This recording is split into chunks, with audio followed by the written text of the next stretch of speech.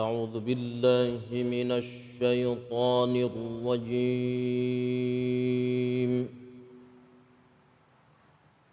بسم الله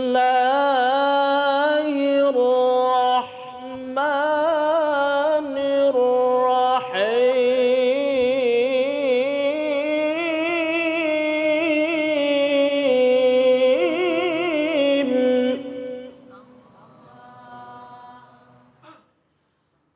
قل يا عبادي الذين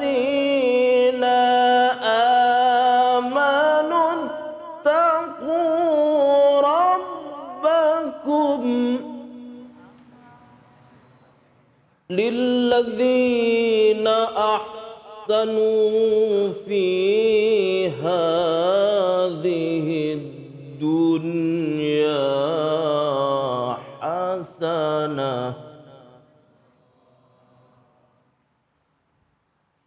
وأرض الله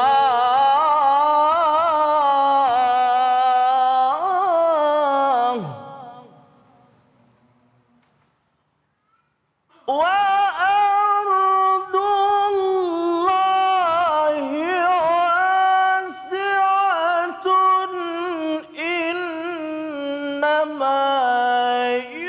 إنما يوفى الصابرون وأرض الله واسعة إنما يوفى الصابرون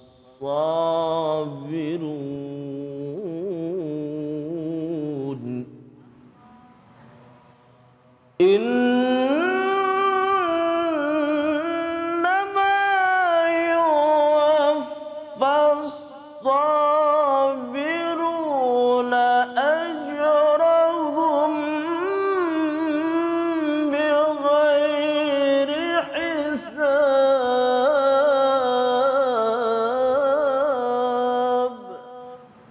صدق الله العلي العظيم.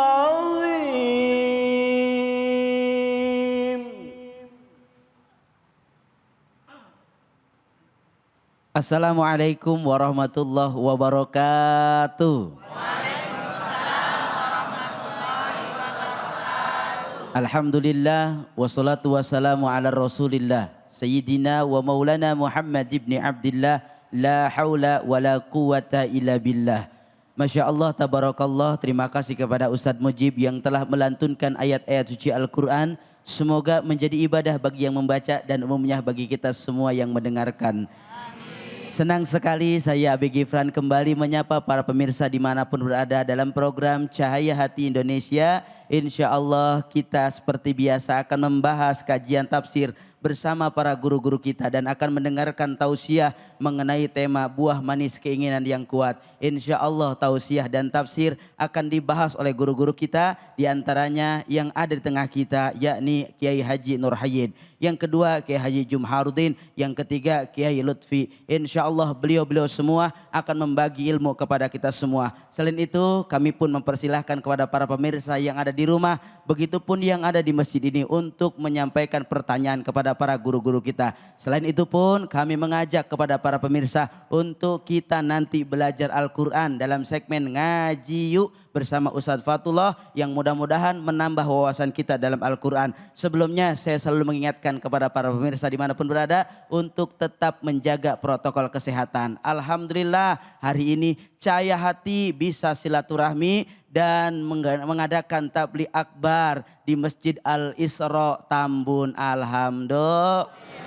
Izin saya menyapa para ibu-ibu semua. Assalamualaikum ibu-ibu. Assalamualaikum bapak-bapak. Suaranya semangat semua. Bagaimana hari ini semangat?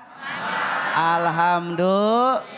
Baik, sebelum kita berbincang dengan para guru-guru kita yang Masya Allah sudah ada di tengah kita semua dan akan membagi ilmu kepada kita semua. Sebelumnya mari sama-sama kita saksikan tayangan berikut ini.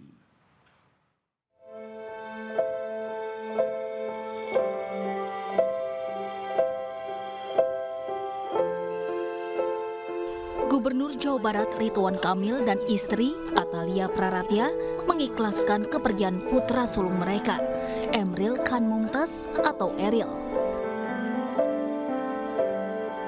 Setelah sepekan mengerahkan segala daya dan upaya dalam balutan doa-doa, keluarga menyatakan Eril meninggal dunia. Dalam unggahannya di Instagram, Atalia mengucapkan salam perpisahan kepada sang buah hati. Atalia mengaku ikhlas melepaskan Eril kepada pemilik sesungguhnya, yaitu Tuhan Sang Pencipta. Setelah RK dan Atalia kembali ke tanah air, pencarian tetap dilakukan dan dipantau langsung oleh adik RK, LP Mas Muzaman. Namun, status pencarian tak lagi mencari orang hilang, namun mencari jenazah orang tenggelam. Emril Khan Mumtaz merupakan anak pertama RK dan Atalia. Eril lahir di New York, Amerika Serikat, 25 Juni 1999 saat sang ayah sedang menempuh pendidikan S2. Lulusan Institut Teknologi Bandung ini dikenal sebagai pribadi yang cerdas, aktif berorganisasi, berprestasi, dan gemar berbagi. Eril tenggelam saat berenang di sungai Are, Swiss bersama adiknya Camelia Laetitia Azahra.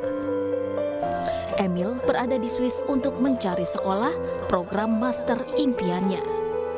Tim Liputan iNews melaporkan. Pemirsa dimanapun berada, keluarga besar Cahaya Hati Indonesia ikut berduka cita mengucapkan innalillahi wa inna ilaihi rajiun.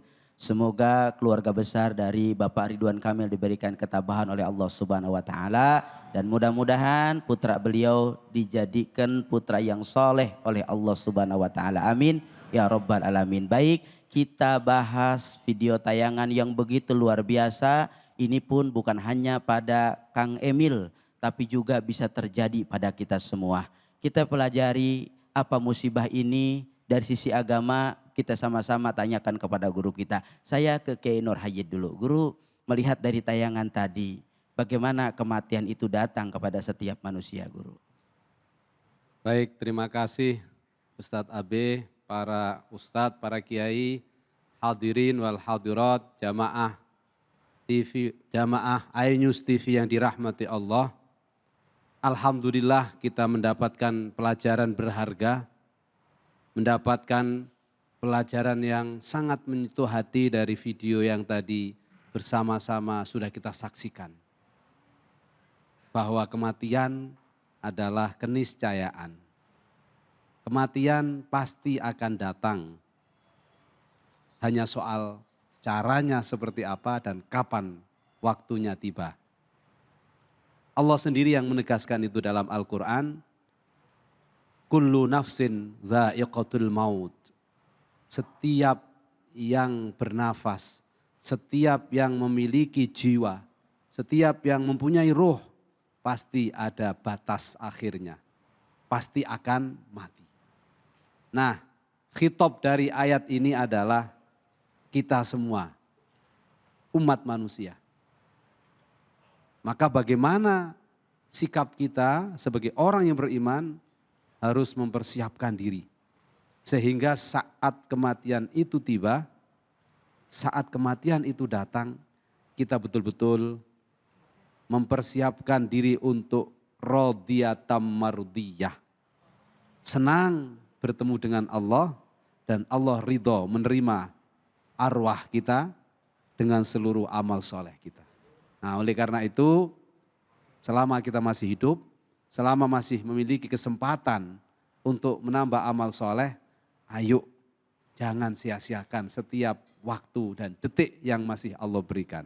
Apa yang harus kita lakukan? Perbanyak ketaatan, perbanyak ibadah, perbanyak amal soleh. Insya Allah itulah yang akan menyelamatkan kita. Masya Allah, tabarakallah. Terima kasih Guru. Saya ke Kiai Jumharudin. Guru, melihat tayangan tadi bahwa Eril ini meninggal dalam keadaan tenggelam. Apakah meninggal dalam keadaan tenggelam itu termasuk ke dalam syahid? Mohon penjelasannya Guru. Pertanyaan yang sangat bagus. Luar biasa pertanyaannya. Mati dalam keadaan tenggelam. Kalau seandainya mati syahid itu cuma mati di medan tempur, kata Nabi Shallallahu Alaihi Wasallam, maka umatku yang mati syahid sedikit. Betul atau tidak? Karena itu ada 7 sebenarnya orang yang dikategorikan mati syahid. Salah satunya adalah al-ghariq, kata Nabi, syahid. Orang yang mati karena tenggelam, maka dia syahid, kata Nabi. Masih ada 6 lagi. Jadi karena beliau adalah seorang muslim, insya Allah husnuzon kita kepada beliau, Ananda Eril. Insya Allah beliau syahid. Insya Allah husnuzon kita seperti itu. Tetapi bukan cuma karena mati tenggelam. Kalau mati tenggelam itu syahid, Fir'aun syahid dong. Betul atau tidak? Semua orang itu rugi. Ini bolak-balik ini. Wal asri innal insana lafi khusr illa alladhina amanu wa amilus salihat wa tawasaw bil haqqi wa tawasaw bis sabr. Allah. Semua manusia rugi. Firaun rugi, Qarun rugi. Rugi itu berarti apa? Dunianya rugi, akhiratnya neraka. Siapa yang tidak rugi? Yang beriman dan beramal soleh. Jadi meskipun matinya tenggelam, kalau tidak ada iman, maka Rugi. tidak syahid. Dan husnuzon kita bahwa Ananda dan Adinda Eril ini insya Allah orang yang beriman dan beramal soleh.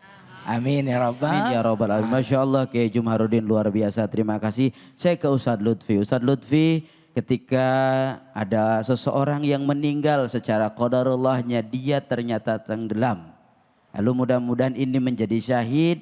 Pahala apa bagi mereka yang meninggal dalam keadaan syahid? Baik, bismillah, alhamdulillah, amma ba'du. Tadi sama-sama kita melihat bagaimana tayangan dan guru kita menanyakan tentang pahala syahid. Dikatakan dalam Al-Quran, mana orang yang syahid itu pingin merasakan kematian terus menerus. Saking besarnya pahala yang disiapkan oleh Allah Subhanahu wa ta'ala. Ini dengan tayangan syahid ini semua impian daripada semua. Makanya pelajaran besar dengan meninggalnya Eril ini, ternyata kematian itu tidak melihat usia. Ya. Makanya pantas di dalam surat Al-Mulku alladzi khalaqal mauta wal hayata liyabluwakum ayyukum ahsanu. Sadar nggak sadar, setiap detik kita sedang estafet, kita sedang berlomba. Dengan apa? Dengan perbanyak amal soleh. Tapi ingat, di belakang kita ketika estafet ada yang mau ngejar. Siapa itu? Malaikat Azrail yang setiap detik bahkan tiap hari 70 kali mendatangi manusia, itu mendatangi kita. Maka mau nggak mau persiapan kematian harus mudah-mudahan mati kita dalam keadaan taat dan kita termasuk dalam keadaan syahid. Amin. Amin, amin ya Rabbal Alamin. Terima kasih Kiai Lutfi atas penjelasannya. Saya ke Kiai Nur Hayid terlebih dahulu. Kiai, bagaimana ketika seseorang telah meninggal dunia? Yang jadi pertanyaan, bagaimana kehidupan orang setelah meninggal dunia? Baik, subhanallah, dalam kitab Risalah Ahlus Sunnah wal Jamaah yang dikarang oleh Hadratus Syekh Mbah Hasyim Asy'ari, bagian terakhir dari kitab itu menjelaskan bagaimana proses ruh dicabut lalu ruh ditempatkan. Jadi ketika kita orang-orang yang beriman itu meninggal dunia, Allah Subhanahu wa ta'ala memerintah kepada malaikat Israel untuk mendatangi orang-orang yang beriman itu dengan perilaku yang paling lembut. Sebelumnya malaikat Israel datang kepada malaikat Ridwan untuk mengambil kain kafan dari surga yang baunya sangat wangi. Lalu kemudian kain kafan itu dibawa oleh malaikat Israel, dikawal oleh para malaikat dan para bidadari untuk turun ke bumi. Di mana setiap langit para malaikat mengucapkan selamat. Man si fulan hadha, yang meninggal dunia. Siapa yang meninggal ini? Wangi sekali, selamat. Kalau bahasa kita, selamat le bro, mabruk alaik. Kalau bahasa kita, bahasa malaikat, salamun qaulam mir rabbir rahim. Sekarang kamu akan menikmati semua apa yang telah dijanjikan oleh Allah. Terus sampai ke bawah, semua bangga. Nah, sebaliknya orang-orang kafir, orang-orang musyrik, orang-orang munafik, dan orang-orang yang ahli maksiat sangat ketakutan ketika meninggal dunia. Mereka dibawakan kain kafan dari neraka, panas sehingga malaikat yang menyaksikan di bawahnya kain kafan dari neraka itu kepanasan. Akhirnya mereka mengucapkan rasakan siksa Tuhan. Na'udzubillahi min dzalik. Lalu bagaimana orang-orang yang beriman mendapatkan balasan dari Allah? Arwah mereka ditaruh di tempat yang sangat suci. Di tempat yang sangat bersih. Di tempat yang sangat indah. Bahkan dalam satu riwayat, kalau orang-orang ini syahid, arwah mereka berada di dalam perut burung hijau yang berterbangan ke surganya Allah Subhanahu wa taala hingga ke arasnya Allah. Lalu Allah bertanya, "Kamu mau apa?" "Enggak, saya enggak mau apa-apa lagi karena Engkau sudah memberikan semuanya ya Allah." Allah bertanya lagi, "Kamu mau apa?" "Enggak mau apa-apa, cukup." Tapi Allah ingin memberi pelajaran kepada kita, "Kamu mau apa?" "Seandainya masih aku boleh minta ya Allah, izinkan aku kembali ke dunia ini, hidup lagi untuk jihad fisabilillah hingga aku mati kembali dalam keadaan syahid berkali-kali. Mati hidup lagi jihad, mati hidup lagi jihad." Itulah arwahnya orang-orang beriman, arwahnya orang-orang saleh, arwahnya orang-orang yang mati syahid. Sebaliknya arwahnya orang-orang yang kafir, musyrik, munafik, fasik, semuanya sejak sebelum kematian itu datang mereka ketakutan. Lebih-lebih ketika mati sudah merenggut nyawanya, dia bertanya, "Mau dibawa kemana saya ini? Ayo, mau dibawa kemana saya ini?" Ketakutan. Tapi orang-orang saleh, arwahnya orang-orang yang baik, yang beramal saleh, dia berkata, segerakan saya, kau kubur. Segerakan saya biar ketemu dengan Allah Subhanahu wa taala. Segerakan saya agar bisa mendapatkan balasan di sisi Allah Subhanahu wa taala. Kesimpulannya Ustadz Abe, orang-orang yang saleh itu arwahnya akan merindukan pertemuan dengan kematian. Allah. Sebaliknya orang-orang yang fasik, yang masih penuh salah dan dosa, dia takut dengan kematian. Pertanyaannya, apakah Bapak Ibu sekalian para pemirsa iNews TV yang dirahmati Allah, cahaya hati yang dimuliakan oleh Allah, sudah rindu gak dengan kematian? Kalau rindu berarti ini mungkin ciri-ciri awal kita adalah orang-orang yang saleh. Tapi kalau kita masih takut mati, segeralah mulai dari sekarang taubatan nasuha. Amin Allahumma. Amin ya rabbal alamin. Terima kasih guru kita Kiai Nur Hayyid. Saya ke Kiai Jumharudin. Kiai Jumharudin, sedikit saja boleh diperjelas lagi. Kita lihat kemarin saat ketika Kang Ridwan Kamil kembali ke Swiss. Dia melihat dengan izin Allah seorang putranya dengan jasad yang utuh, senyum, wangi. Pertanyaannya, apa ini tanda-tanda husnul khotimah? Luar biasa pertanyaannya. Apakah itu tanda husnul khatimah? Jadi ciri-ciri husnul khatimah itu insya Allah hanya Allah yang tahu. Tetapi ini dari yang tampak, mudah-mudahan beliau husnul khatimah. Pertama tadi dari hadis Nabi bahwa mati tenggelam syahid. Itu husnul khatimah. Yang kedua insya Allah beliau ini sedang mau talabul ilmi, husnul khatimah. Apabila orang itu tersenyum berarti dia dilihatkan istananya. Karena dia biasa infak. Allahu Akbar. Biasa infak berarti rumahnya sudah di sana. Ketika dilihatkan maka dia tersenyum. Tapi orang-orang yang pelit, bakhil biasanya hartanya di dunia. Waktu mau diajak pindah, nggak ada rumah di sana, manyun, kecut mukanya. Saya lihat di sini insya Allah calon-calon husnul khatimah semua. Amin. Terima kasih Masya Allah, tabarakallah. Satu lagi kepada Kiai Lutfi. Mudah-mudahan menambah ilmu buat kita semua. Amin. Singkat saja Kiai Lutfi, apakah boleh kita berdoa, ya Allah matikan saya dalam keadaan syahid. Boleh enggak guru? Silahkan guru.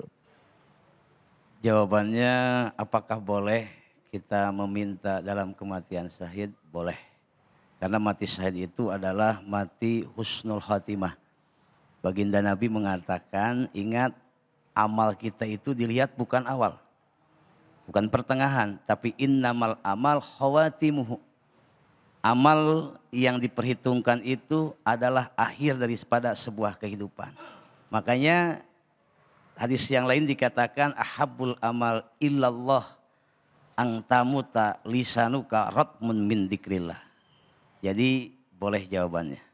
Terima kasih guru, Masya Allah, tabarakallah. Kami ucapkan kepada Kiai Nur Hayyid, Kiai Jumharudin, Kiai Lutfi yang Masya Allah telah membagi ilmunya kepada kita semua. Mudah-mudahan peristiwa ini menjadi pelajaran agar kita selalu hati-hati dalam setiap kehidupan. Amin ya Rabbal.